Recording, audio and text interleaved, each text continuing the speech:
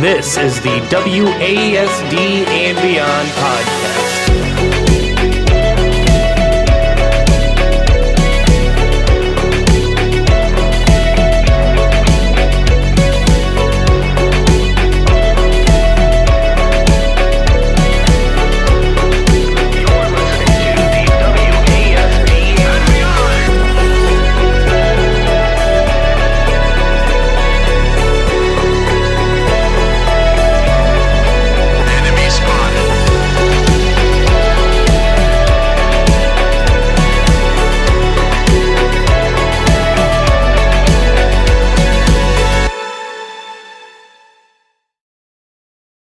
Hey, welcome back to another WASD and Beyond episode. This is your brutal hellspawn host, Matthew, joined with me as always is my wonderful co-host.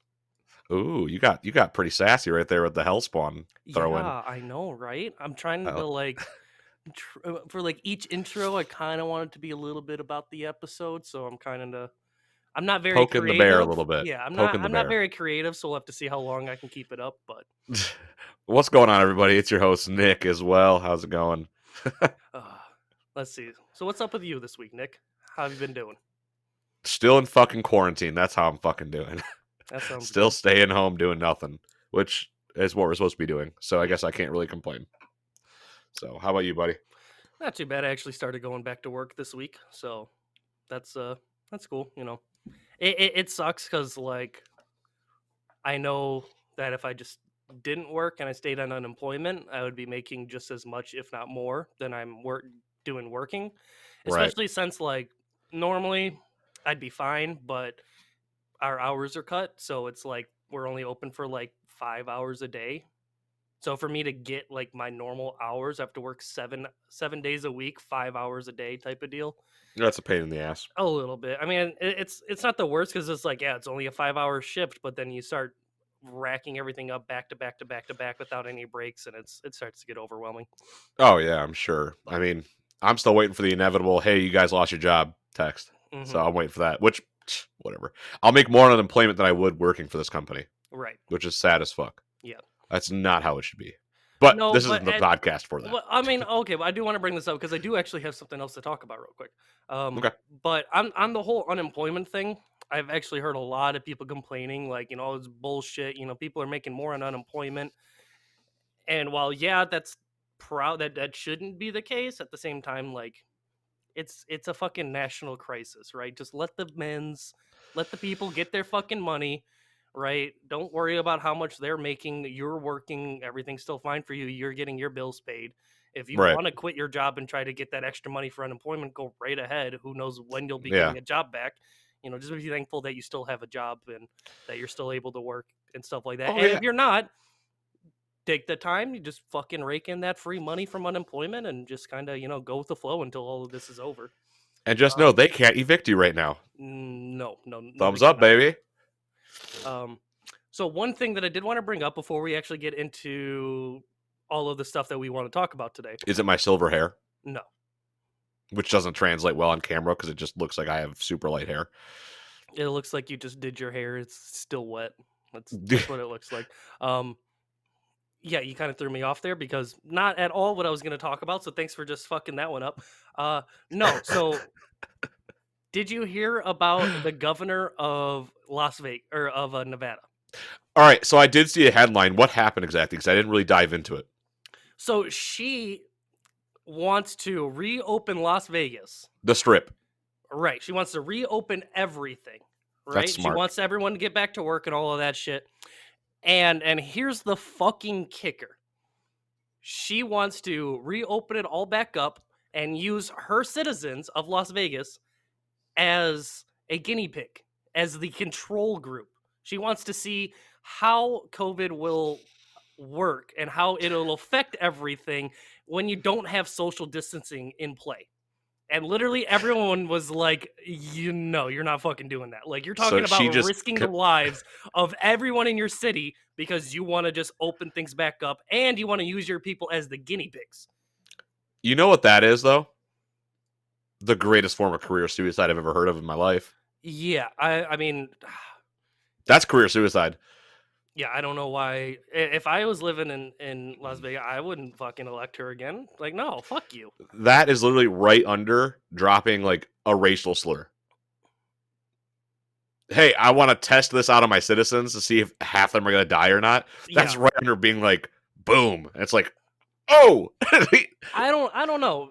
I mean, I actually I think it's worse. I think it's worse. You're talking about offering up the lives of true. innocent You know what? That's innocent up for us to men, debate. women, children, elderly. You Whammons? want to just let them fucking go at it in the wild and just see what happens. No, fuck off. We're literally social distancing for a purpose to help contain the spread of this.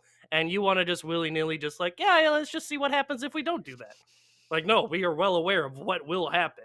That's why we are going to such extreme measures to stop that from happening. And that's why it still isn't done yet. Right. Like We're not even at our peak. I heard this story and I was just like, that is the most mind-blowing thing ever. Right? She's on the news talking about this in an interview, and everyone's just like, what? Like, God, dude, whatever. Whatever. I don't even want to get started. yeah. Because if we get started on that, that's the podcast. It's just Corona Cast fucking 2020 with WASD Corona Cast. Woo! It's kind of got a ring to it. A little bit, but That wasn't good. You know what? That was in poor taste. The word that was in poor taste. Luckily, the people who listen to us aren't coming here for hot takes that are really on the up and up. yeah. So Oh, let's see what these fine young gentlemen have to see. You know what their views are on this topic. these two fine gentlemen who live in the state where they literally started Operation Gridlock. So everyone's like, "You guys are the problem too." Yep. Anyways. Yep. So yeah, I mean, like I said, my week has been just nothing other than my fiance making my hair silver and blue, which again on camera is not translating because the light and all that. My hair is wet. Yeah, dude, I don't know, crazy times, but Yep. luckily you guys have shows like this to listen to. If you're listening out there, Yeah. which I hope you are. We want to make this our job. Please listen to us. So I don't want to get a real job. I say it every episode. All right. Let's veer away from the fucking sadness that Give Nick me is your about to get money! into. Yeah, let's start by jumping into our weekly gaming news section, I guess is what we're calling this now, Absolutely. which is Yeah, kind of but like us bullshitting about what's going on. the Wob news. Yeah. Well, The we're gonna have to Wob iron that. We're gonna have to iron that out eventually. The All right. Wob. So, where do you want to start with this week? Let's start with your notes. Okay.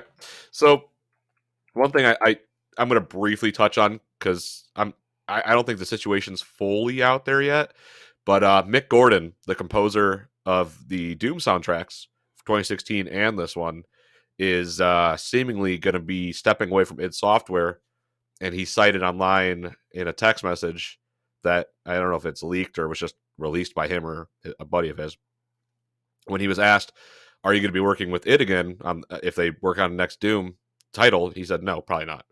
And that all it's seemingly stemming down to the final mix of how the soundtrack is because there were problems with it, and the soundtrack actually came out late, so that would kind of be indicative of the final mix not being up to snuff and them just kind of saying fuck it, we're gonna release it. Because if you listen to it, you can hear problems in it. Like I've listened to some of it, you can hear the issues. And when asked was that like his final mix, he's like, no, I wouldn't have allowed that to happen. Nothing I would put out would sound like that. Right. So it's very unfortunate that it seems like id maybe has caught the Bethesda bug on that. I want to say it could be that, or it could just be creative indifferences on that. Right. That's what I was going towards. It was most likely something around creative differences. Yeah. Along with just like tight deadlines, not able to, consistently get it out when it was supposed to. That can but some issues, and when you have to start rushing things to meet deadlines, that's when things get messed up. Yeah, but it's a game soundtrack though, so like that's a different department of your fucking game. Like that's not like with the developers or anything. Like you should have already had that fleshed out because it sounded great in the game. It did. I had zero issues. So why would? What's the translation problem from game to like quote unquote CD or vinyl or however you fucking are getting it. Right. What's the translation issue there? And what happened to piss Mick Gordon off like this? Because I'm telling you what, like without him, like yeah, you could get any metal artist to do it, but there's just something so special about like how Mick Gordon does it. Mick Gordon, he's just a phenomenal composer. Like, Yeah, he's fantastic. It's art. So like that's a bummer in itself. It's like, okay, well he might not be tied to the next Doom title, which in my opinion they should probably let Doom rest for a couple years. oh yeah, they're going Don't to. don't just pop out another one. Maybe give us a Wolfenstein next. Another Wolfenstein would be cool. Is Wolfenstein done by id Software? Yeah, Oh, I did yeah. not know That was that. the first game. That was id's first game. I've never Well, really. not first. Was it the first? Or Wolfenstein came out before Doom. Doom 2016. No, Wolfenstein came out. Wolfenstein, not Stein. Stein came out before Doom in general. Oh, that I did not know. Yes, I sir. never really was big into the Wolfenstein franchise, so I How played. you just beat the shit out of Hitler and Nazis? Yeah, I mean, which is fun, I guess, but Well, nowadays it's like d- Simpsons did it, so whatever. no, not that. I think it's just I just never really got into it. There wasn't too much beyond the actual just gameplay of beating up Nazis and Hitler. Yeah, There wasn't yeah, anything else that like drew me in. yeah. I got I've you. heard that they're great games, Yeah, but yeah. I like the supernatural aspect and all that, but that's a totally different day, and that's a totally different episode because I will want to do Wolfenstein eventually. that'd be cool. That would be fun. And then so that's that. I mean, I'm sure we're gonna get more news on that, and I'm sure eventually id Software Mick Gordon will come to like a bit of like, my bad, dude, my bad. Hopefully, They're gonna hopefully fist bump and just get over it. Yeah, like the little fucking. Really quick before we do go on this next news, I want one of those figures so bad. You can buy those figures, What like little figures? Doom guy Space Marine figures. Oh, really? Yeah, you could buy those for like $40. That'd be sweet. Yeah, my shelf is looking a little bit full though, so I need to figure my shit out. Okay, so that's that bit of news. The next bit of news that we did kind of talk about last week was Crysis. They tweeted on their Twitter for the first time since 2016, and it is confirmed. It's a remaster, but I'll take it for now, because if they're willing to remaster it, they're gonna be willing to make another game. Not necessarily. Maybe I mean, if maybe doing remasters and remakes right now seems to be a really prominent thing. That like it seems easy enough. Like you put in not too much work for you being able to resell it at full value, right? Like the base is already there of the game. You just go in and you kind of touch things up, and now you're spending a year to 2 years to do a remaster instead of 3 to 4 years to do just the right original. porting it onto a new Right. engine So and you're all that. talking about half the work for the same monetary amount of success, right? The same Right. same I amount mean, of money. I'm no developer, so I have no idea. Right. No, this is just So I mean, like for me, my take that on it. well, yeah, no, absolutely. For me, what I see that is as well as you're porting it onto a new engine, Mhm. because they're going to be putting it on a new Crysis and new Crytek engine, which very interested to see that. Yes. Definitely interested to see that. I'm sorry, computer. I just looked at my computer and I apologized. So I'm sorry, man. It's going to take quite a spanking on that. That's a tough engine, dude. My thing is, I could see there being problems while porting that you maybe didn't have on the last engines, where it's like, okay, now we have to revamp this and that. Mhm. But whatever. I mean, like I said, I'm not a developer. I don't fucking know how it works. I'll take it for now though, and hopefully another Crysis will happen. Hopefully. I mean, if it does well, that's a good way for them to make money to put towards a new Crysis. Right. It's sort of like testing the water, see if anyone's still interested in Crysis as a franchise, but Which people seem to be. Mhm. From what I've seen on the internet, on Twitter and Reddit, looks like a lot of people are like, "Cool, let's do it." I'm just I mean, I'm a little over like the remakes and remasters. Like, just give me a new fucking game already. I- yeah, and I agree with you on that. I'm a bit like, Because like you have Resident Evil, they redid Resident Evil 2. Now they're I redoing think they're Resident remaking Evil all of 3, it. and I then think they're yeah, they're already Code doing. Veronica. They did Resident Evil 3. They're probably going to be doing 4, 5, 6. Like fucking fuck. Let's do 7. It just came out like 2 years ago. Let's Yeah, remaster that one. it does You look got nice. Not Final though. Fantasy redoing fucking 7, probably 8, 9, 10. Like fucking. It's. They're I don't want these games that have already been made. Right. Give me something new. Give me right. something cool. Give me something Right. innovative. Yeah. Don't No. just Yeah. Yeah. don't just take the same pile of turd from the '90s and just polish it a little bit and send it back out. No, And give those me turds, we love those turds. right. I'm not saying that they're bad turds. Great fucking turds, but Big poops. give me a different turd, man. Give me a different style of poop. Like Yeah. Exactly. No. I hate that that's you just used. Exactly. I was trying so hard to keep a straight face. You didn't last long. No, I did not. I mean, so to touch on Resident Evil though, it's cool though because they fixed a lot of the core issues with the game. Like the fucking movement in those original games were fucking terrible. So like playing them now in a modern like scene, it is cool. It is very fun. And I know the next Resident Evil is also gonna be first person, so that's sweet because Resident Evil 7 was first person. Yeah, I think that was the first one. Yeah, That was first person. I think the rest yeah, I of them believe were so. third. It was. I think it was like the first one that was, but like I like that. Like, I think it'll be really fun like that. It makes the game scarier in my opinion. Mm-hmm. But that's what I got on Crisis. And I think you have some news you want to talk about too, bud.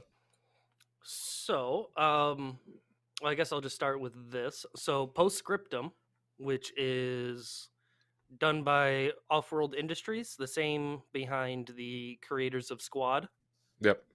Postscriptum is essentially just Squad, but World War II. Um, they have a free weekend this weekend coming up. So that would be the weekend that this episode releases is a free weekend. It's also on sale. But along with their free weekend and their sale, um they're introducing like Utah Beach as a map and Carentan and like all of these places that people want to go to. That's sweet. Are Like, they doing Normandy? yeah. That's sweet. So I think they released like 3 or 4 chapters of like their D-Day invasion. Oh, that's gonna be fun. So that I know a lot of our friends have been really hyped about that. I remember I coming think the home. entire server is gonna be fucking packed. Right. And then on top of that, like I said, it is free to play. So even if you don't have it, you're able just to download it, try it out for the weekend, see if you like it, see if you want to make that investment. And if you do want to make that investment, then cool. It's even a little bit cheaper than it normally is. So Yeah, and you're helping a smaller company out. hmm So um that's sick. That's sweet. yeah, I mean 2 days ago I walked in on Shane, he was watching Band of Brothers. Oh Like my the god. fucking Carentan battle, and he's just like, I can't wait to run up that fucking street while MG Fire's firing at me, and I'm like, yeah, that could be kind of cool. Yeah, it'll be sweet. I think it'll be cool. I'm gonna be playing the free weekend. hmm That's for sure. Same I'll here. be Even definitely doing though that. Postscript, like for me, it's not like it's a bad game or anything like that, but I don't have too much interest in World War II, World War One style. There's just so shooters. much. There's so many of them. It's a It very goes. oversaturated. I do like the fact that it is very much similar to Squad because I Yeah. love Squad, so it still has all of the cool teamwork mechanics that that like a lot of other games failed to include, right? Like it's not just like Call of Duty World War II where you just run around shooting people. It's still this tactical, realistic, immersive Well, it's a style hardcore shooter, game. right? Um, but yeah, so I mean, I'm definitely going to be trying it out. But like I said, unfortunately for me, I'm just not too much of a fan of like the World War One, World War II genre games, right? Like they're cool. Right. I don't care too much to play and relive. Like I prefer more modernized combat. Yeah. So, Yeah. I have a lot more fun with that as well. mhm.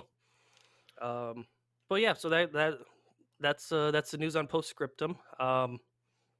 The Valorant anti cheat. This is something that has been causing a little bit of a stir up on the internet. a little bit, a lot of it.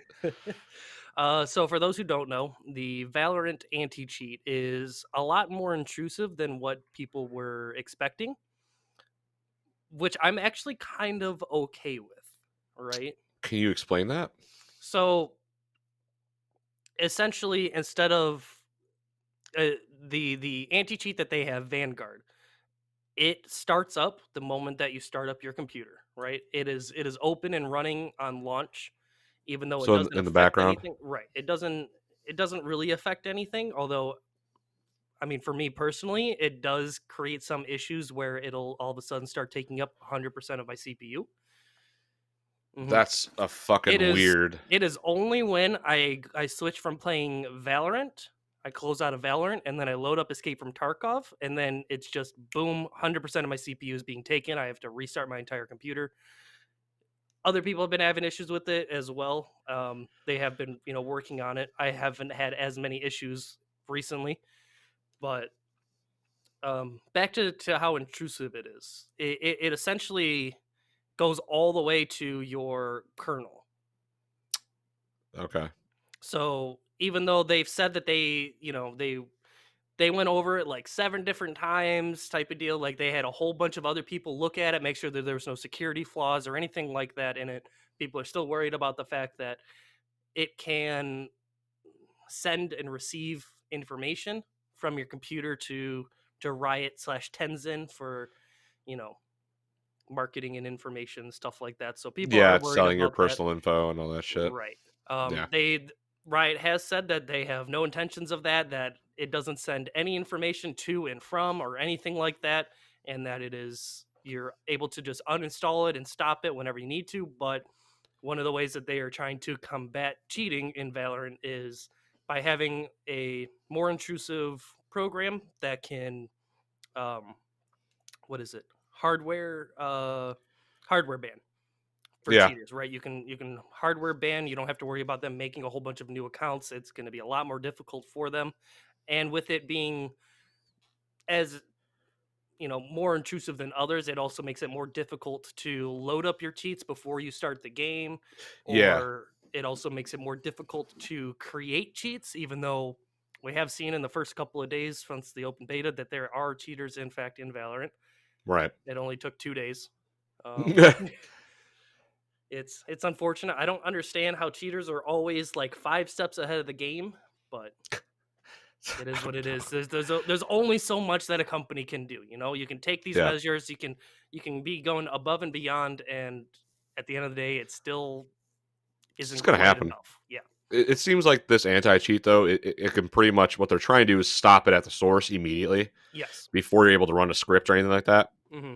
So I get it. I mean, I'm all for privacy though as well. So I can understand why people are like, "Yo, this is kind of sketchy," which in my opinion is kind of sketchy. Um, we'll see. We'll see if their intentions are right. I mean, it would be really stupid for a company like Riot right now, especially with League of Legends and now Hmm. Valorant, to do something stupid with all Right. this. So if they do something stupid with all this, they're going to be shooting themselves in the foot. A- As much as I dislike Riot because of the talks of like what happens in their workspace and Yeah. how it's not exactly ideal, especially if you are a female. Yep. Um, but the company as itself, when it comes to their products, I haven't seen them mess up like really anything. When it comes to League of Legends, I played League for like 2 years, and other than like the constant 2 week changes, there was never any issues. Hardly ever ran into cheaters and stuff like that. Right. They do a good job of managing and promoting their games and taking it to the next level, making it more Okay. successful. Yeah. No, So I I, agree.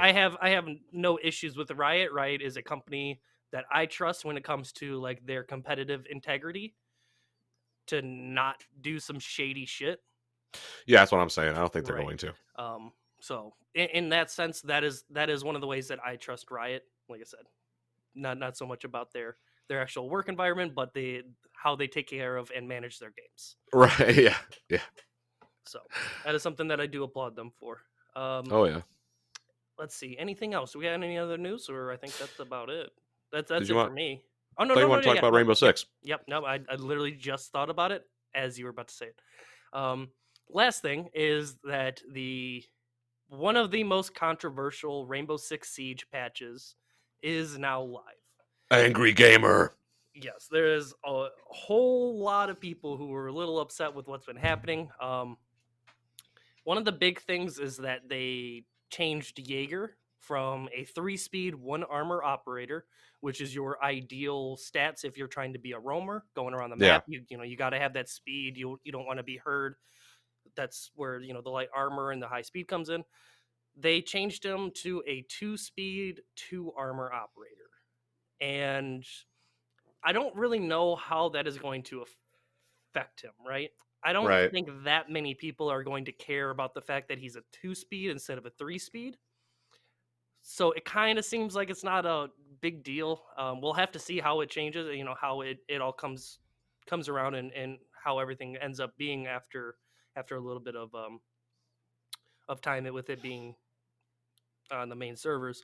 But there's some other things too that a lot of people are freaking out about, like Buck. He lost his frag grenades again. It's the second time that they've done it. Figure it out. Right. He keeps them or he doesn't. They say that he's too good and that they need to take him away, even though Sledge, which is arguably a worse version of Buck, Yeah. is played more and has like a higher win percentage. Right? So it's weird that they're doing these changes to someone who is essentially just a different Sledge, right? Yeah. And he's not even seeing more play than Sledge. So it's weird that they're trying to like balance that, but um, yeah, I mean there's just a whole lot of changes that, like, I think Ying got some extra candelas, so now she can just blind the fuck out of everyone. No worries in the world. Yeah. Goyo, he got his deployable shields from 3 knocked down to 2. Additionally, his fucking big ass DMR shotgun, like, they fucking nerfed the hell out of the damage on that. It used to be a 2-shot to the body for pretty much anybody. Yeah. It was like 85 damage or something. They chopped it down to like 55 damage per bullet. So now you're talking, yeah. Jesus Christ, dude. So There's a lot. This seems like a lot of weird, unnecessary changes. yeah, I mean, obviously, We'll I see how don't it really plays. know. Yeah, I'm not on the team. I don't know what they have to consider when it comes to these balance changes. I feel like some of them, like the Goyo shields, for instance, I can feel like that is specifically for the competitive integrity, right? Gotcha. Yeah. So that's more of a balance change that is intended primarily for the competitive and the top tier players, where some of these other changes are more likely focused around the casual environment.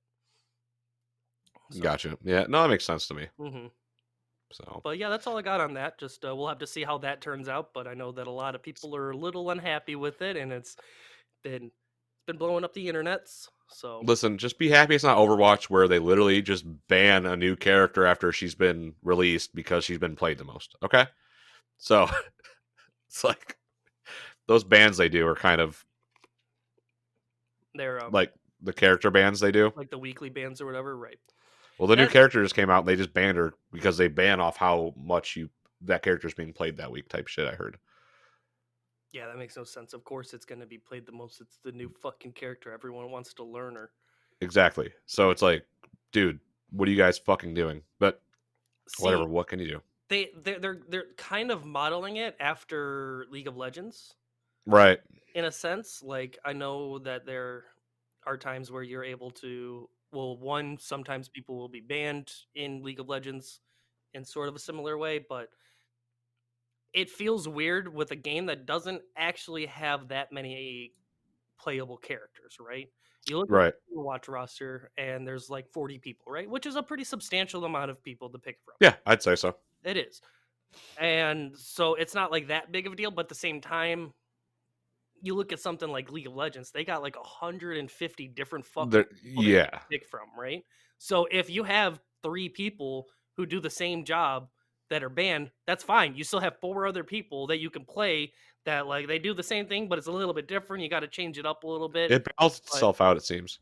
right. Whereas when you have such a smaller pool of people to pick from, and you start taking that out, then how the balance changes is more dramatic, right? Yeah, absolutely. Like, if you get rid of your hit scan weapons, like, for instance, one week McCree, Widowmaker, and like Ash are all banned.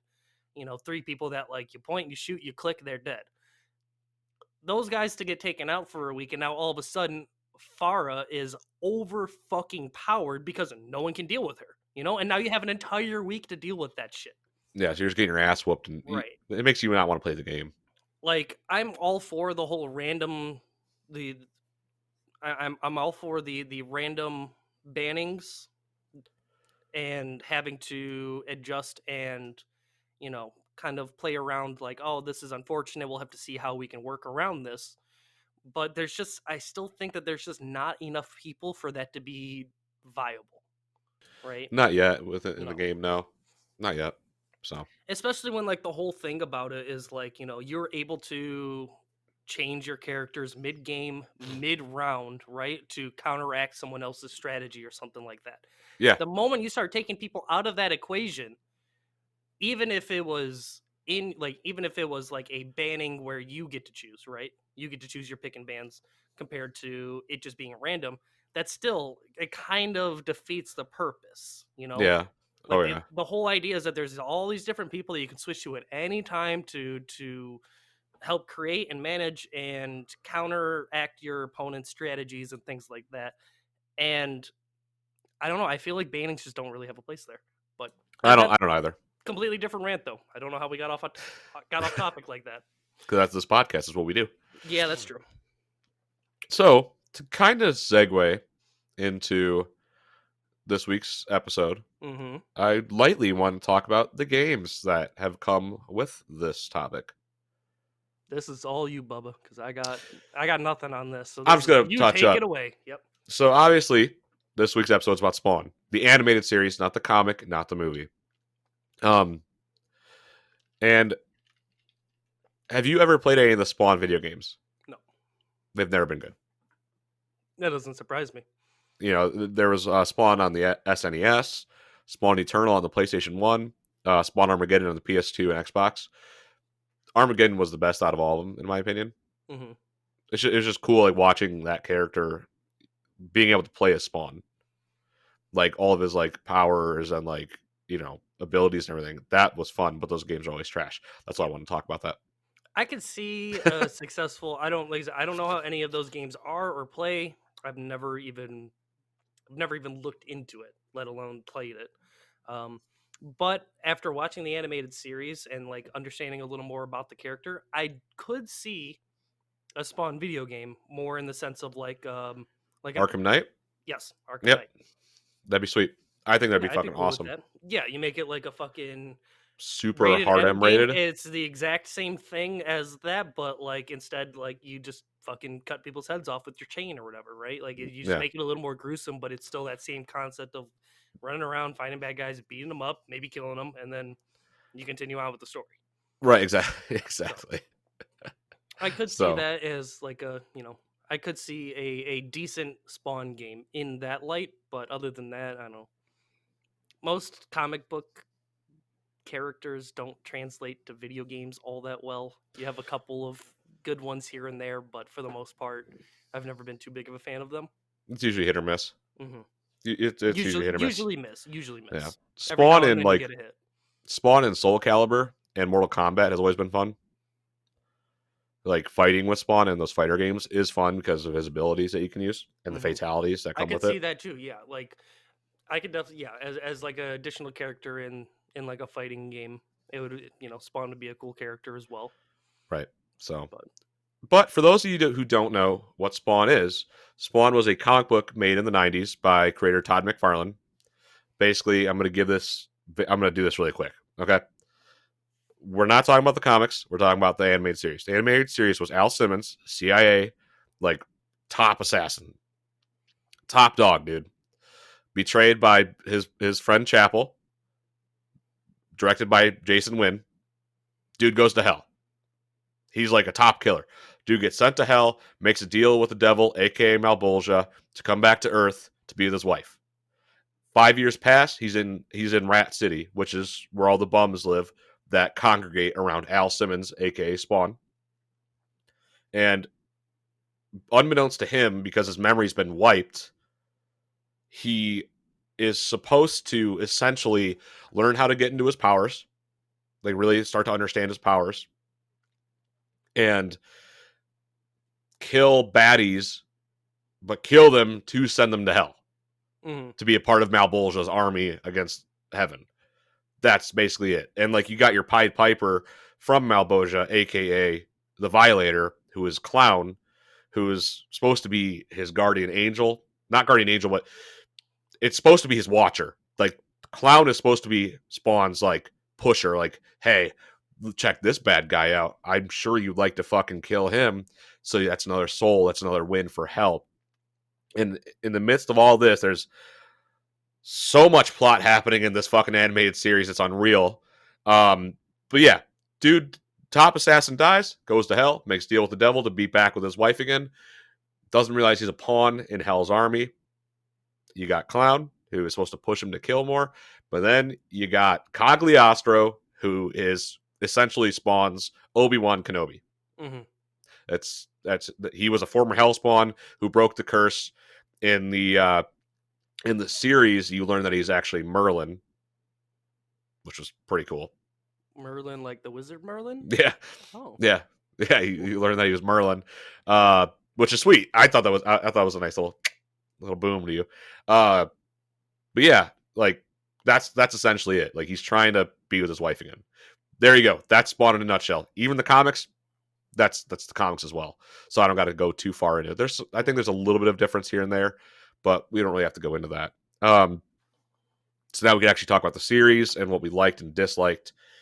And I'll start out by saying this. The voice acting in this series is phenomenal. It's pretty good, yeah. The voice acting in the series is great. Keith David as Spawn or Al Simmons. He did a good Awesome. job. I love his bellowing undertone that he does. And like how just like tormented Spawn does sound throughout the entire thing. Though at times it's like, dude, pick yourself the fuck up. Go. Like do something. Like do something. It is a very slow burn of a series. But yeah, I just want to touch up on the voice acting really quick because I thought the voice acting was really well done. The voice acting was well done. There was still a few moments where I'm like, yeah, that was a little bit cringy. You sounded kind of bad, but for the most part, it was pretty good.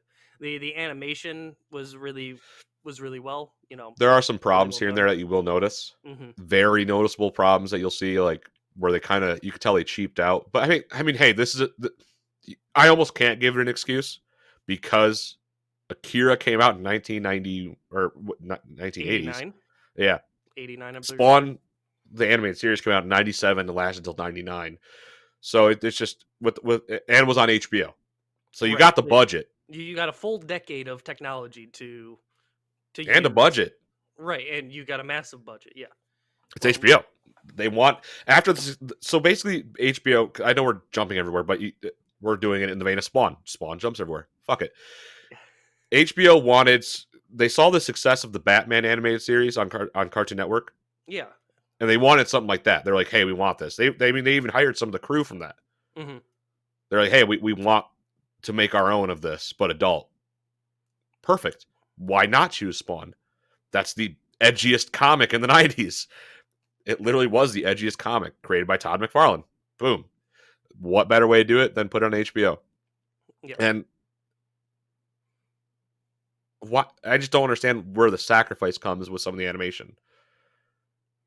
Because the first season, I think, again, is the best. And then it starts coming down, season 2 and 3. Because there's only 3 seasons, 6 episodes per season. So you don't. Right. It's very, very short. I binge watched it in like 2 days. It was weird because like the first season, I wasn't all that into it. I was like just kind of learning, trying to get caught up because it's very all over the place. It's not very direct in you understanding what's happening.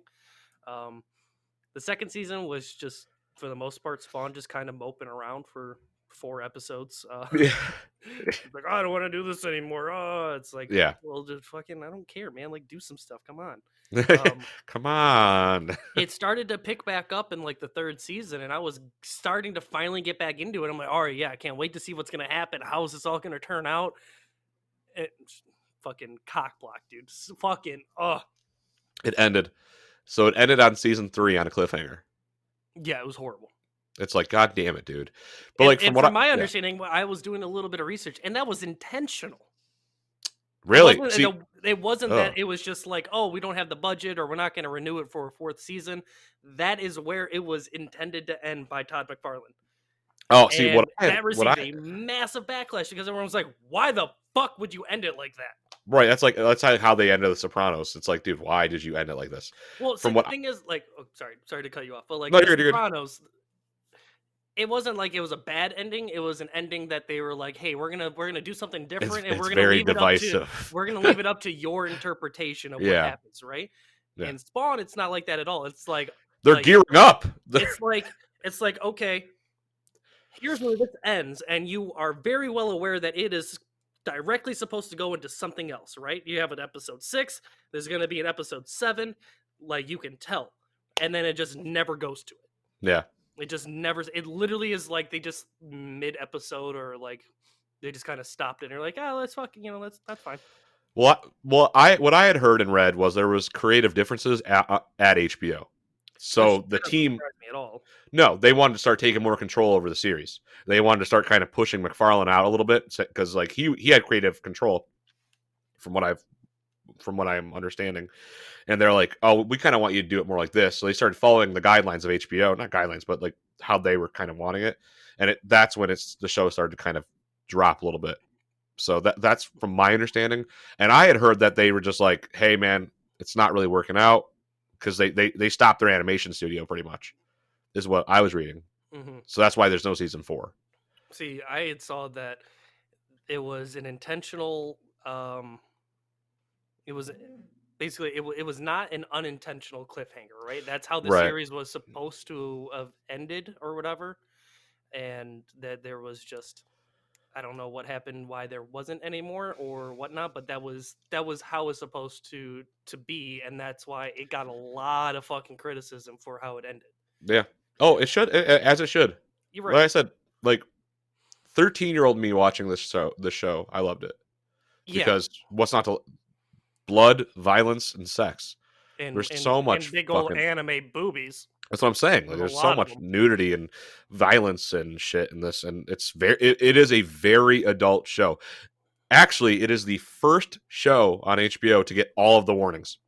Hmm. Every last warning on HBO. It is the first show to get it, and that's something Todd McFarlane is super proud about. So, oh, really quick too, since we're giving little fun facts. I love Todd McFarlane. Spawn is one of my favorite characters. But why did you let this man introduce every episode? I definitely could have done without those. Fuck yeah, It, those were terrible. because it got edgier and edgier and edgier, and then like by season 2 and 3, it's like he's just fucking around with shit in like a studio.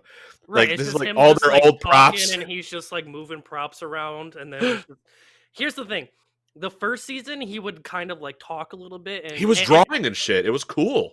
yeah, well, no, like the first season he was like, hey, have you ever had to deal with this kind of choice? Well, this is Yeah, what our guy had to deal with. Like, let's go and see how it is. And his little intro would directly yeah, like relate to what you were about to see. yeah. And then like season 2 and season 3, and the man is just fucking jumbling, like he's just rambling, and you're like, okay, I don't have any idea what that has to do with any of what we're about to like what we're seeing right now. You know? Yeah. And like I would have thought that Todd McFarlane would have been the narrator of the season or the show Hmm. because he's introducing the episodes. No, the narrator is Cagliostro. Yeah. And there's literally a scene where he's narrating on top of a rooftop, and I was like, "What is going? Like, did he just break the third wall? The fourth wall? Yeah. The fourth wall? Did he just break the fourth wall a little bit? But he didn't because he didn't address the viewers. Weird shit. Yeah, no, it threw me off because like I saw him talking, and then like he was narrating, and I'm like, is he just like talking to himself, or what's happening? What is the I importance of this? I guess And you can it's just liken that to Cog being a little bit fucking crazy. He's been on Earth since fucking the medieval times. He was Merlin, so dude's yeah, and he was a hellspawn. So he's been there yeah, for 800 years as a hellspawn or yeah, hellspawn, he and was. then his Appa's life prior and all that. Right. So, yeah, I mean, it's a bummer. And there's a lot of characters that are introduced and just kind of thrown away. Let's Yep. before we kind of go further into our opinions and this and all that shit. And what I do enjoy about this, I do want to bring up some characters. So obviously you have Spawn, aka Al Simmons, who's the main dude. You got the Violator, aka Clown, who's poking the bear. You got the two detectives, Sam and Twitch, who are fucking perfect. I liked them. Yeah. I would love to see a spinoff of Sam and Twitch. You got Terry Fitzgerald, who's Al Simmons' best friend that wasn't in the CIA, or he was. He was a desk jockey. Yeah, he's a desk jockey, not a field operator. Who then, fun fact, Uh, then gets with his best friend's he wife. marries and Wanda. He marries Blake. Wanda and fucking knocks her up, and they got a kid and everything. Cyan, because Al couldn't produce a child. So Terry marries Wanda. Really kind of pisses Spawn off a bit. And then you got Cyan, who's the child of Terry and Wanda. Those characters are all fleshed out perfectly. Mm-hmm. You get everything you need from them. You got Jason Wynn, who is a baddie, definite fucking top baddie. He's got political power. He uses political figures as pawns, which I do like because Jason Wynn's a bad motherfucker in the Spawn universe. He's part reason why Al Simmons did die. He is the reason why he died. Yeah. Well, him and Chapel. Well, yeah. I mean, it was directly related to Yes. Wynn, though, because he was the one who told Chapel to do it. And yeah. But like, there's also a push there from hell to get Al Simmons. So there's a lot going on. There really fucking is. There's a lot going on because hell wanted Al Simmons, but whatever. We'll get into it in a little bit. Yeah. So then you got Overt Kill. Who was that again? The fucking cyborg in the first season, the big cyborg that Tony Twist, the mafia guy, hires to kill Al Simmons because Al kills the hitmen in the alleyway. The fucking big cyborg dude. I know what you're talking about. Okay. Why introduce a character like Overt Kill, who's very fucking sick, and just kill him off like no problem? Killed. It's like, dude, Overt Kill is a badass villain. That could have been drawn out for a little longer, and they just like, here's Overt Kill. Doesn't he look cool? Here's Overt Kill. He dead. It's like, okay. It's like, okay, like cool. You fleshed out Tony Twist, the mafia boss, more than Overt Kill. Yeah.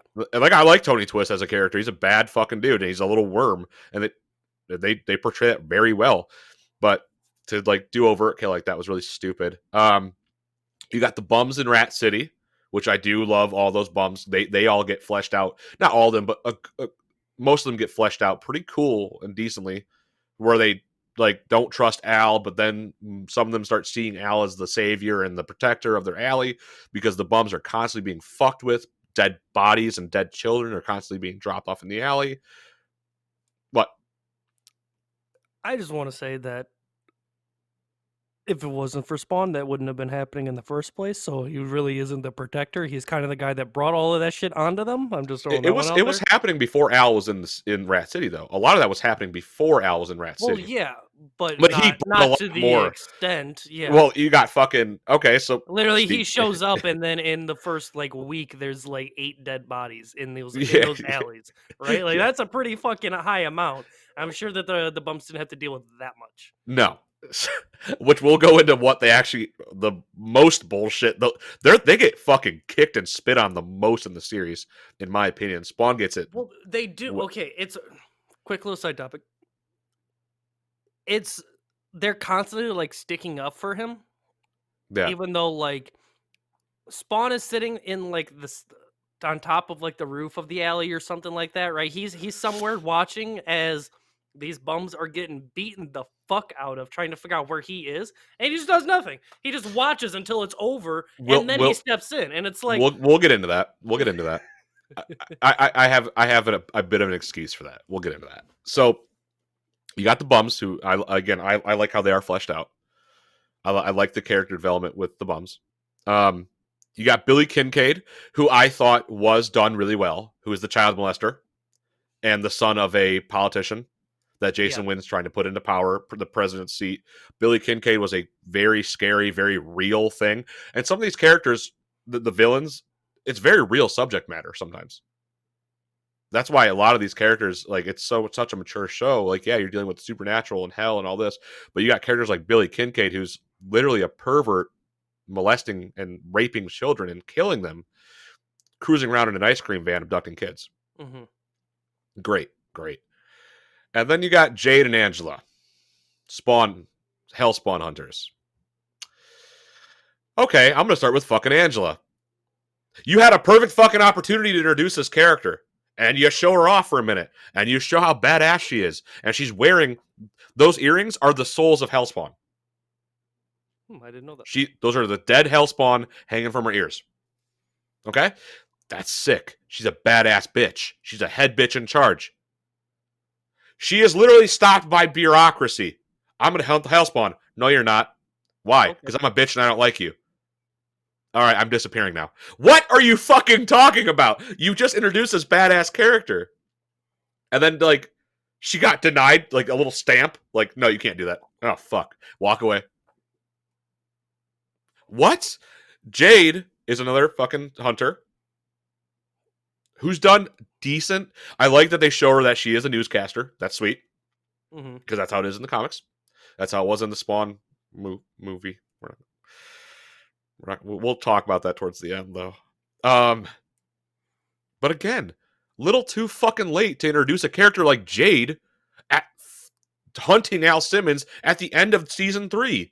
Right. It was like episode 2 or episode 3 of the 3rd season. It's like there's literally like 3 episodes left for this character to be in here. To develop. All right. Why? Those are the 2 characters that I really had a problem with their pacing and introduction, because there's no need to, if that's how you were going to show Angela. So Angela is the redhead lady with the big earrings, the big Hellspawn earrings. Who was like the fucking like vampire blondie? No. I know what you're talking about. No, okay. This is no. Okay, I'm thinking of. I know which one Jade is. The news report. I remember her. Yeah. I'm trying to think. You got the vampire, but then you got the tall, slender, redheaded lady walking through the streets of New York, and she follows these 2 like degenerates into an alley, and they're like talking about how they're really going to give it to her, and she just fucking slays them. Yeah, that's who I was talking about. That happens twice. That happens with the vampire, and that also happens with Angela. Okay. I'll show you a picture when I get a second, and you'll be like, "Oh, okay." So all right. Just because I'm fucking horrible with names, the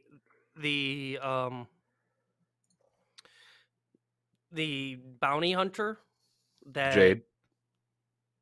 It is Jade. Okay, that then like she flips over to Al's side. Yeah, okay.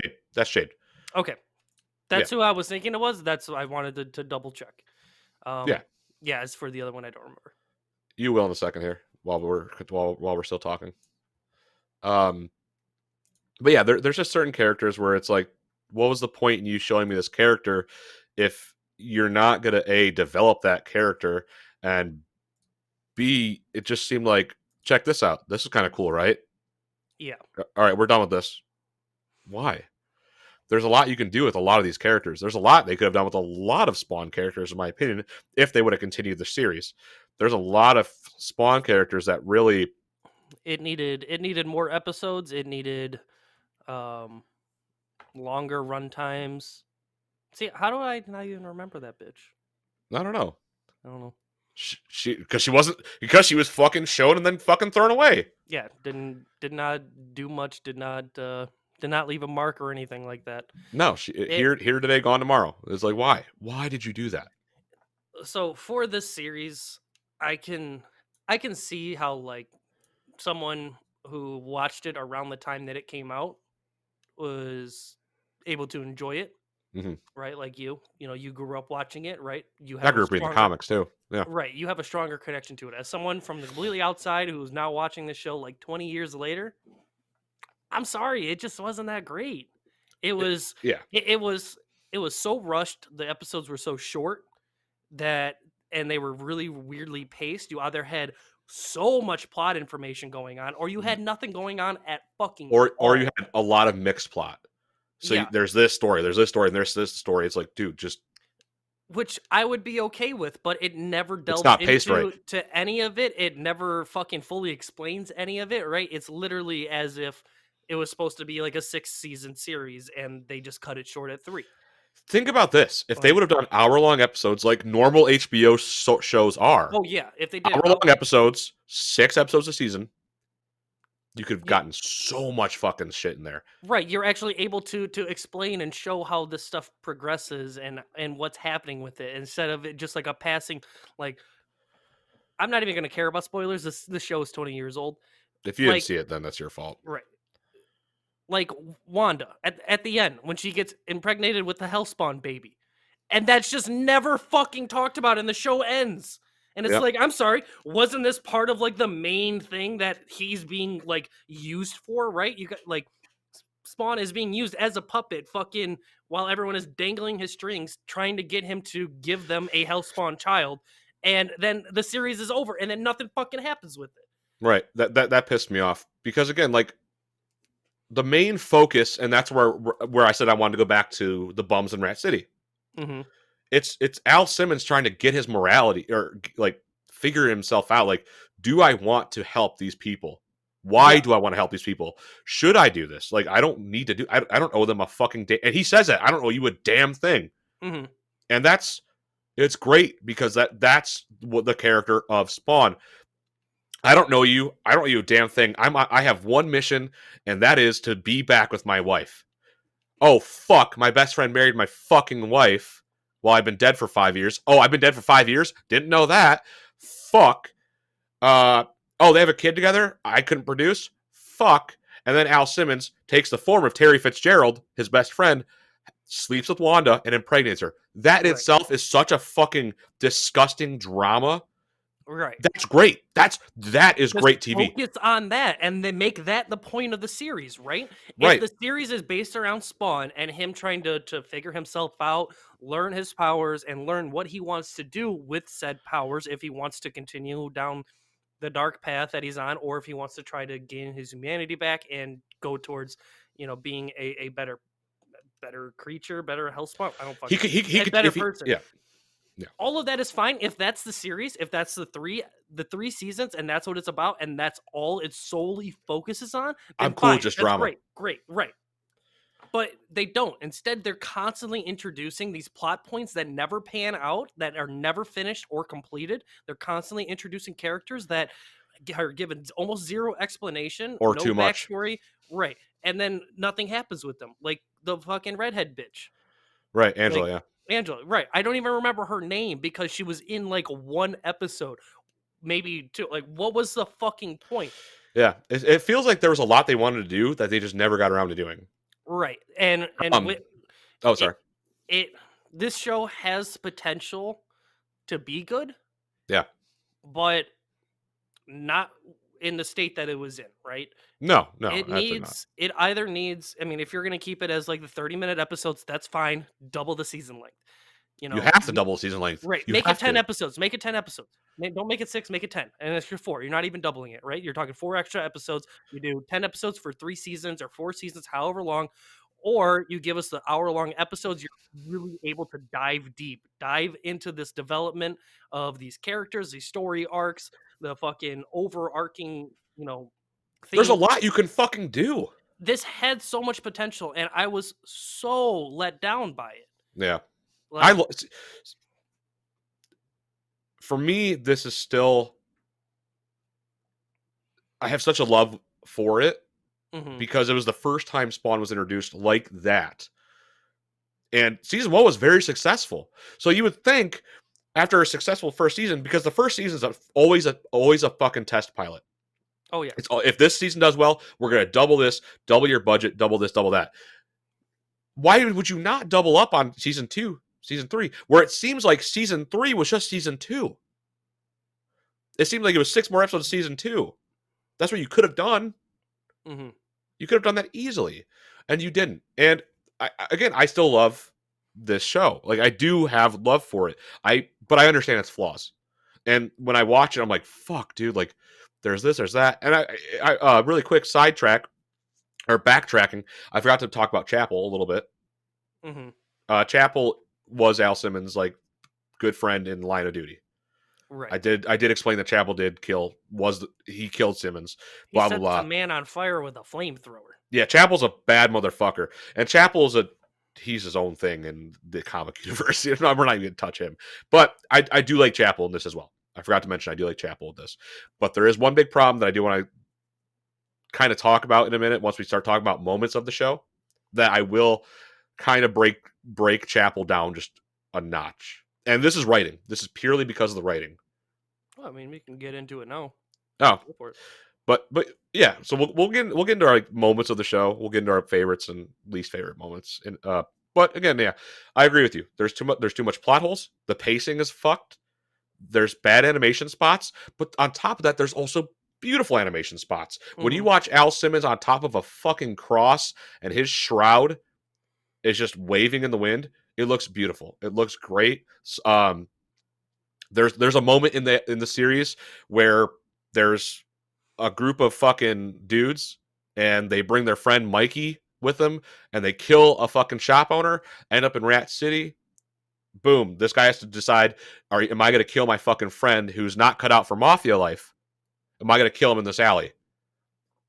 The whole scene is Cogliastro and Spawn sitting there going, the choice has been made. Like, someone's dying tonight. And Mhm. the bullet is shot, the bullet is spinning, and this guy has to decide, am I taking the bullet or is my friend taking the bullet? Yep. That was a beautiful scene because the entire scene, the animation never steered away from that bullet still spinning. Yeah. No, I really It did looked enjoy that part. fucking great. And then the thunder looked awesome. And then the dude kills his friend. I was like, oh, you're a piece of shit. Walks away. That's all of that. But like that's also to serve like the moral purpose of like Al Simmons like watching humanity. Does he still want to help humanity out? Hmm. Because like you could see Al Simmons or Spawn's face at that point going, like they're not helping themselves out. Why am I helping these people still? Um, that's one of my favorite parts in the entire series too, because the animation was great. The moral dilemma was fantastic, and you got Cogliastro and Spawn just sitting there like, someone has to die. You've made your choice. You made your bed. Now lie in it. Now, either you're dying or your friend's dying. I Hmm. like that a lot. Now my favorite, least favorite moment. Right. This is like my all time though. So there's a scene where Chapel's having sex with a prostitute. Okay. And during sex, he's getting flashbacks of Vietnam, him and Al in Vietnam, and all the people that they fucking killed. And it's a fucking very, very gut wrenching, brutal scene. It is gut wrenching. It's fucking sad. And it's meant to be sad. And when he climaxes and he finally comes, he starts screaming out, "I'm sorry, Al. I'm sorry." It was He's really he's weird. having a fucking breakdown, and it's a fucking blood curdling like the way he says "I'm sorry" is so fucking like he's pathetic. He's just down, and he knows what he did was fucked. He just killed his best friend. Cut to season 2, where none of that fucking matters. Where he's or whatever season that was, where none of it matters. That moral compass of him being sorry is gone. He Hmm. doesn't care. He's bragging about it. He's being braggadocious about it. Yeah, I killed you, motherfucker. It was in the deal. Blah blah. Fuck you. Yep. But while he's fucking a prostitute, He's he has a having these mental terrible. breakdown. Right. So why would you It, take that away? That was a great fucking look it, into Chapel. That was it, that was beautiful. it's the inconsistencies in the writing that we're talking about, like the pacing and the writing, and just like the actual character and story development. It's just fucking this man. It's It's roller coaster. fucking It's a everywhere. fucking roller coaster, dude. And it's such a bummer because like I said, that scene was powerful to me, and then you take it away. But I do like that Chapel loses his fucking mind. Like Spawn's like, I'm not going to kill you, and that's like one of the things where you start noticing, okay, Spawn is learning his moral compass as well. He's not going to play Hell's game, and that's what I do like. They're like Spawn starts to play Hell's game, then he backs off, he backs in, he backs off. When he gets pissed, like Billy Kincaid, the murderer, when he catches Cyan, Hmm. boy oh boy. Yeah. It's weird though, because like, I mean, I did enjoy the fact that he didn't kill his best friend, but for a different reason, right? Like it was more so of like, It what- was to drive him insane. right, exactly. It was like, I'm gonna make you suffer by letting you constantly think and relive it, right? I'm not Which gonna kill yeah. you. Which can we talk Which, about how gross that was really quick? When he mhm, fucking removes the bottom of his fucking mask and he just digs his fucking fingers into like spawns like mhm. decaying worm infested mouth. I was like, ugh. I was like, fuck that. Like that was good animation too. So There was one part in particular that, okay, so it's never really explained how Spawn like works, right? Like, because there's sometimes where he gets like shot and hurt, and he's gushing this green ooze, and okay, he's totally fine, right? He just kind of yeah. fucking shakes it off, he regens it, and he's good to go. And then like the next season, he's literally almost dead because So he got shot a couple of times and he got stabbed, and it's like, but you're a fucking hellspawn do you see? demon, like. I don't remember if the show it does. It shows like a meter where it's like a bunch of numbers and like a spawn symbol. Yeah, which That's is that never fucking explained either. it's his energy and power and how much he had. When a hellspawn uses up all their power, they die. Okay. So that's that. Like to regen, yeah, he might not hurt, but that's it. It's how well he's mastering the suit and the shroud is how much pain, no pain, and how much power is going to be drawn. Because he has to Yeah. master the suit. The suit and the shroud have a mind of their own. Yeah, see, he's not a It's not single explained well. It's not fucking explained bit well. of that was explained. Nothing of that was explained, right? It's not explained well. So, yeah, the entire show just it's But again, just there are good like, moments. but what I was getting back to Yeah. was, so he at this point, he's like all hurt and he's stumbling around and he's got to try to heal up, and then he just goes to the cemetery, and then a bunch of bugs crawl into his chest, and then he's just brand fucking new again. That's never fucking explained. Yeah, It's just I like, thought that oh, was the weird. creatures of the night have restored him to full power, and it's like, no, a bunch of beetles and worms just crawled into him. Like, that's not restoring his power. I Just do because like that scene though when he it digs was himself cool, up. but like, it just doesn't fucking. It None no, of yeah, it is explained very well, and it irritates me. because there's so much good source material. Right. One, you have plenty of source material to go off of. Two, it's the fact that it had such great and vast potential, and it's so irritating to see it just fall so fucking short. Yeah. Oh, You it know? is. It sucks. It sucks. You know, because the characters are so rich. Like they really are rich. Those characters are rich. The story is great. Like there's so much. Yeah, it's kind of edgy nowadays, but there's you could modernize that. Hmm. You can make it not as edgy. You can just make it dark. Right. Like like you can make it a horror film or horror series, which I'll talk about that at the end as well. Um, for as much as I do find a lot of pleasure watching it, like you said, and the moments I can cherry pick that I do enjoy, there is a lot wrong. What I can say though is I think my favorite moments of the show itself was more so when it was focused on Sam and Twitch. Okay. I think that aspect, and again, I'll bring this up at the end of the episode when we kind of wrap up. There's some things I will bring up. That aspect of the show was my favorite. Twitch is a badass. Yeah, Mans gets shots in the fucking face, and then like 2 days later is back up on the fucking force trying Don't to give a figure out. fuck. Twitch is Mm, fucking going. he was And cool. like I love Sam too. Sam is great. He's a great character. They're a great duo. Twitch deals with Sam and Sam's dumb bullshit because Twitch knows Sam is an actual good cop. They're Yeah, both just good cops. it was for me when they were first introduced. I'm like, look at this fucking, Sam. I'm like, this guy's a fucking prick, and he's just talking down to his partner constantly. Yeah. And then a little on later, he's like, my partner is the best fucking cop on this force. No Heartwarming. one compared. Right, and you're just like, oh, he really does care about him. He's just like, that's just how he is. Sam's an That's asshole. fucking adorable. And Right. Twitch kind of just agree. Yes, sir. He just Yes, Sam. understands, and he just goes with it, and they mesh really well. But right? Twitch is a badass too. Like Oh, yeah. the shooting range scene where Sam's hit a fucking mark. Twitch just makes a cross out of it's like he's like lucky shot. It's like, of course you'd say that. No, I like that dynamic though. Like yeah, for me it was weird because like they got introduced as like, like I was saying, it's kind of like Sam was the top dog, and then Twitch was like the sidekick, and he's like, oh, do I get you 2 dozen donuts? He's like, give me a dozen. I'm on a diet. It's like, Yeah. okay, first of all, give me some fucking donuts, please. Yes. Second of all, that it made you initially think that it was going to be just this like plain basic relationship between the two, and then it actually develops into more. I Oh, like dude, them. yeah. That was done fucking well. You could see like he was when Twitch got shot, Sam was literally at his bedside constantly making sure that he was okay, taking care of his friend. That train ride scene Hmm. when they fucking are like, the choice is yours, and they leave the captain one bullet, he just Yeah. fucking nails himself. That was powerful. So there is a lot of good that could be done with the show. There's a lot of great things, but it's like, out of all the great things, there's a lot negative. So if I had to ask you though, because I gave a couple of my favorite scenes, like my favorite parts of the series, which I forgot one, which I'll get into in a minute.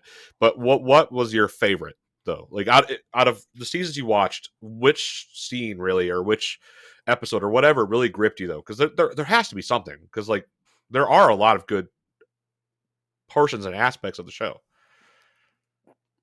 I don't know. I mean, like I said, I'm not as high on this show as you were. And Right. that's just that is literally just a product of 20 plus years of time and how things change and evolve. So I didn't thoroughly enjoy it all that much, but Right.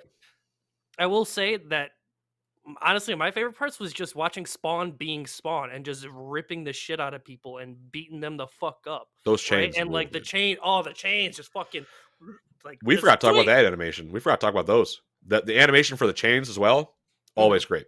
Like there's the scene where dude is walking under a pipe and the chains just fucking dangle down and just grip him up. I was like, ooh. I was like, Yeah, that was nice. Like that was right. sweet. Um, no, I get it though, man. Like it's sad to see this character be done almost dirty twice now. Yeah, because you had the You the had the live fucking action movie, which movie. Yeah, we'll end off on that. I'll I almost briefly. watched it. I'm not gonna lie. You should have. You should have. You said we were Uh, only doing it on the show, so we are, but I'll briefly touch on that because there's funny things in that as well. But one of the greatest aspects of the series, though, to kind of because we're pretty much this is I'll end it off in a minute because there's not really much else that we need to go into mhm. other than like some updates on Spawn and the actual movie. I'll touch on in a minute. The Violator, in my opinion, was terrifying though. At first, yeah, Yeah, and then like when he finally goes into, fucking he kind of fucks off. yeah. They underutilize that character so much for some reason. That Right, like character, he was in the first season. I'm like, okay, this guy's gonna be throughout the rest of the thing, right? He's gonna be constantly like that, the demon on his shoulder, and then you have um Cagliostro on the right. Yeah, Cagliostro as like the angel on Spawn's shoulder, and then they both just kind of he just kind of fucks off. he comes back here and there. Like he puts in later seasons, you'll see Violator kind of pushing shit into motion, like kind of like with Billy Kincaid or Jason Wynn. And Jason Wynn is another character where it's like, what happened there? Because like super, super, super heavy introduction, super into the show. This is that, and then it's like, meh, that's Jason Wynn. Like, Hmm. what? Jason Wynn's very important. But yeah, with Violator, like you only really get to see him transform into his hell form once. Yeah, Like what the fuck was that? And you don't ever get to really meet Malbolgia. no, never. That's bullshit. That's stupid. Like Malbolgia is the reason Al Simmons is back on Earth. Al Simmons got tricked into making it. Right, which it doesn't even show you any of that part, right? It No, doesn't it show just shows you. him. It just shows him in hell yelling. Right, and then he wakes up and it's like, oh yeah, here's everything that just happened. It's like, well, would it have fucking killed you just to like show That that? would have been an awesome scene. Right, like he finally dies and he goes into hell and he's like, "Oh God, what is happening? What? Where am I? Whatever." And then the devil comes over Malboja. It's like, you can walk amongst the earth again. You can be with your lover. You just, you have to sign your soul over to me. Yeah, And you could see like Al like physically like contemplating it. Like, I don't care about my soul. The only thing I care about it's is my my wife. wife Wanda.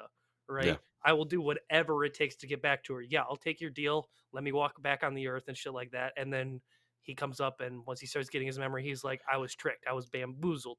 Yeah, bamboozle, switcheroonied. Yeah. So that's definitely a character that was underutilized. But again, I forgot to bring that up. My favorite line that Violator says, basically, because when he actually goes into his hell form, he talks telepathically, and Yeah. that voice acting was scary. Mhm. Like the way that is done is fucking scary. And like he's like, just like when he's like, get with the fucking program. It's like that was sweet. We need more of that. But I mean, And yeah, that didn't get spawned the. more of it. No, you didn't get more of it. So that spawned the animated series. You know, check it out if you want. If you're a fan of adult animation, and if you're a fan of comic books, it's definitely worth a check out just to experience. I wouldn't seek after it.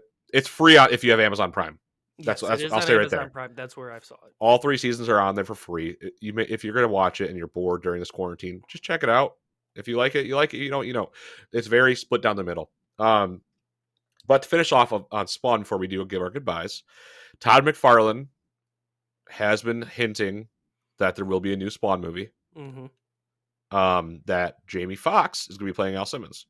Which I'm totally cool with. Cool with it. And the premise of the story isn't going to revolve around Spawn that often.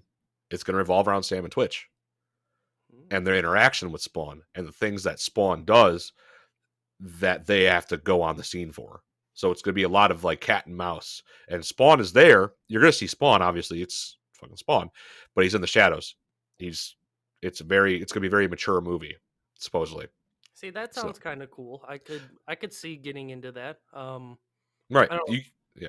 For me, I would love to see something more focused on the battle between heaven and hell, and Spawn being used to produce this hell spawn baby. Yeah. Things like that. That's what really started to get my attention. I'm like, all right, things are fucking ramping up finally, and then just no. Well, dude, I mean, in the comic books, you got the Redeemer, aka the Anti-Spawn. That was a dope character. I mean, there's a lot they could have fucking done, and there's a lot that could still be done. So, on top of the Spawn remake, the movie remake, which hopefully does happen, Todd McFarlane wrote it himself. He's Blumhouse Studios, I believe, is the studio that's going to be helming it, which is good. They're a great studio. Mm-hmm. Jamie Foxx's Spawn, can't beat that. That's gonna be a top-notch performance. It's gonna be great. There was also supposed to be a new Spawn animated series eventually that was announced like 10 years ago. It never fucking happened for some reason, but it was shown off at a convention, and for like the little bit of a trailer that you did get, it looked really fucking good, and it looked like it was gonna kind of pick up where the last one ended with better animation, and with the same voice actors. Never happened, unfortunately. So I think in today's day, Spawn could definitely be picked up like by Netflix or by Hulu or something. It could happen somewhere where they'll be like, no, this show has to be like this because if you do it like this, it will succeed. Yeah. So I think that's what it needs. It needs guidance. I think Todd McFarlane tries to do too much, and he needs to be guided by some of these networks. Like if Netflix picks it up, it'll be great. It'll be perfect. Right. That was one thing that I was gonna say. Like I can see Spawn as a animated series on something like Netflix, right? Where they're going to be given the budget and they're going to be given the time to do it properly and do it right. And that excites me because, like I said, I've said it like 6 times now. There's a lot of fucking potential and they just really fucking missed the mark. Yep. That's unfortunate. And again, this is the second time they did it because they had the movie as well. And if you haven't seen the movie, that you need to see because it's definitely worth watching and laughing at. Top-notch visual effects. Let me fucking tell you. There are some cool effects though in the movie. Yeah, like Violator looks really cool. I'm specifically referring to when he meets Malboja. That looks like a fucking toddler pooped. It looks like my son who took a shit in his diaper. I was like, what the fuck is this fucking fish guy? It looks like the scene from Mortal Kombat Annihilation when Shao Kahn turns into the fucking dragon. It's like the same thing, and you just put flames around. But then there's there's the fucking like green lightnings everywhere. Hell itself looks like shit. Oh, yeah, that's one of your main places. That's where he came from. Make it look sweet. Yeah, like it was That is definitely something that you should watch. Get a little high, smoke a couple of beers, and watch that fucking movie. Smoke a couple of beers. I didn't say smoke a couple. I said get a little You said high, drink a couple of beers. you said get a little high, smoke a couple of beers. It'll come out in the episode. Oh fuck! So you should have just owned it. You're like, yeah, I smoked a couple of beers. That's a joke. You can. We have smoked alcohol. You Yeah, can smoke beer. Yeah, you can smoke alcohol. That's You weird. just get a 2-liter. You fucking put the beer into the empty 2-liter. Put a cork and you get bike a cork pump. at the top, a pike pump. You fucking pump the shit out of it. You remove the cork and there's boop. And Yeah, you that's just weird. doesn't Anyways, do anything, but yeah. the suit in the movie looked great. The Yes. shroud looked cool. At times, it looked really good, and at times, like, ugh, stop. But they also didn't. Spawn was super upfront in the movie. It was like an action film. It wasn't like a brooding character.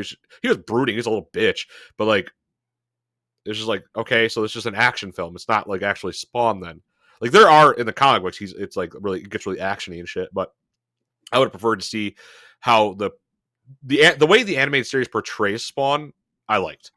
And I feel like if the movie would have portrayed him like that, always in the shadows, always trying to figure out what's my next move, which move's gonna be best. But whatever.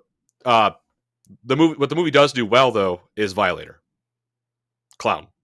Like I said, I didn't see the movie. I've only seen that like ending effects.